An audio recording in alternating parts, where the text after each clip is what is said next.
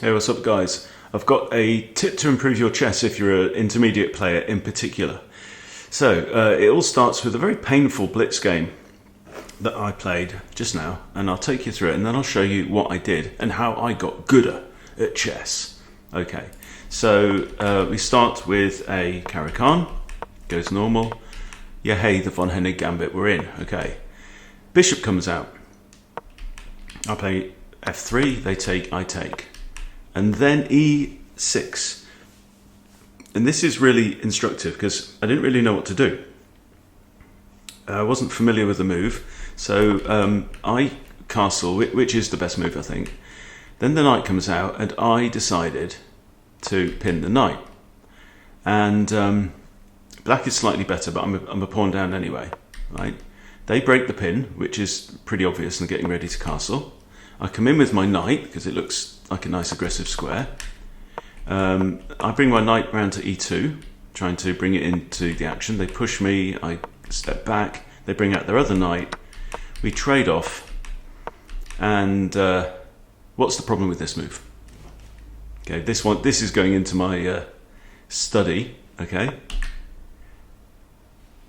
I bring the, hang on. I bring the queen back, yeah, they bring their rook over, I put my queen there again, okay, and the problem is that actually b5 traps the bishop, because its only escape square is this that's guarded by that bishop. So I traded off, hoping that they'd just take the rook and I'd be able to save at least the exchange, but they take the bishop, and now I just resign, okay. So that's fine, okay, you have a bad game, no worries. The point is, how do we get gooder at chess? Well, so my next step, obviously, is to go to the analysis. So here we go. Yes, I know that's inaccurate, but because we haven't recaptured the pawn, and this is all fine. I'm okay here. Castles isn't the best move. Let's have a quick look. Best move is. Okay, try and trade off here, recapture with the queen, target the corner. Okay, but anyway, I castled. And this is fine. This is a fine move, apparently.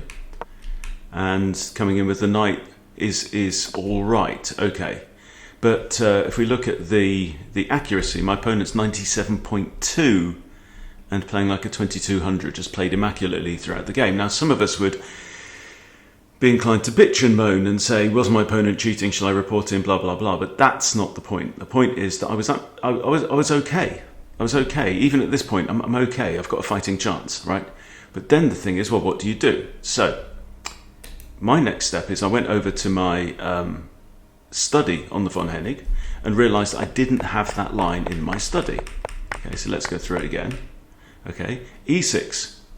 And here we know that the analysis said that castles wasn't the best. I should have brought my bishop back, but castles wins 55% for white anyway, okay, and this is at 1800 up to 2500, so all the way up on Lichess, and there's been nearly 16,000 games in this position on Lichess, okay, and they bring the knight out, which is by far the most common move, 69%. And now I noticed that if I play bishop g5, black wins 58% from there. Black's absolutely fine. He's just going to solidify, he's going to block the pin, castle, and just crack on. He's a pawn up. And one of the issues in the von Hennig is this knight here. Very often this knight will move round to e2, and then you'll try and solidify, and so on. Now, but the question is, what's the best move here? Now, the most commonly played move, 53% of the time, is knight to e5, okay? But that's not as winning as the move knight to g5. So what's the point of knight to g5? Well, part of it is we're in gambit mode, right? We've got to go on the offensive. And actually, the reason for knight g5 rather than knight e5 is that we're actually targeting this pawn. And this is very much been a theme in Chess Bootcamp Live this week. I shared one kind of problem that we covered in my session on Tuesday in it, and we had some similar ones as well in our group session, which I did with James and Craig on Thursday. But let's see how this goes from here. Okay, so bishop g6 comes back, so maybe he's worried about me sacking the exchange on there. Okay, bishop g6, most common move, right, and probably the best move in this position. Everything else is actually very good for white. And then you sack the bishop on e6. Pawn takes, and you've won yourself 2 pawns, right, for a piece. So we're still effectively 2 pawns down here. But the point is that we've busted open this king. We're castled, he's not. What do? You smash open the centre. Smash the doors in. You're supposed to blow the bloody doors off. Right? Most common move is queen d7. And now, bishop to g5 is best. Certainly in practice, okay? And let's play it through. Now, a lot of us would be very tempted to play the move rook e1 here, but that is bad and pretty much losing because they can simply block. This knight is defended by the bishop and the queen, and it's not good. So what you have to do is you have to take the knight first. They can't take with the queen, they'll take with the pawn, and now you trade off, okay? And white wins 54% from here. It might look really good, you know, we've won the queen, but in fact, if you look at it, black has 3 minor pieces. So 2 more minor pieces than we have, and is slightly, well, so +1 in material, okay? So let's play it through. So this is what you do now, okay? Most common move, king f7, yes. And now queen g3 is the engine's suggestion. But has only won 38% for white, okay? But I play that anyway. And what's interesting here is we're certainly targeting this square on c7. They will bring out their knight to defend that square, but it doesn't matter, okay? Now we bring our knight round to e2. So then I'm thinking, that looks really weird to me. I mean, yes, we're giving up a pawn on c2, but that's not really the issue. So I'm thinking, well, what's the point of this? So, what is the point?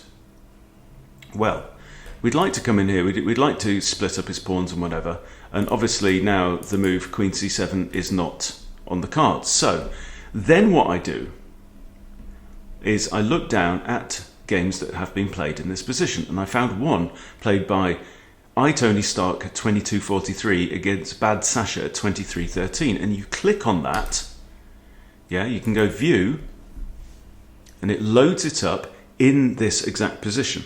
So let us see how Tony, who won the game, did so. Okay, this move was played rook d8, and this is technically a blunder. And can you see now the move for white?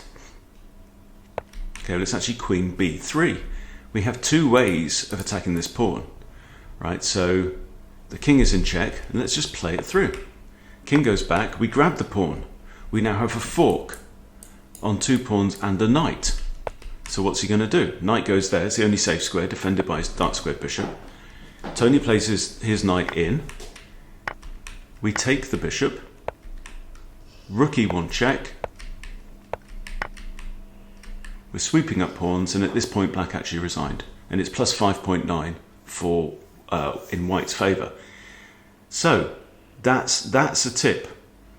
Really make use on when you go onto the Lichess database of the games that have been played from a particular position. If you come across and by the way, we've also got a pawn fork on knight and rook as well.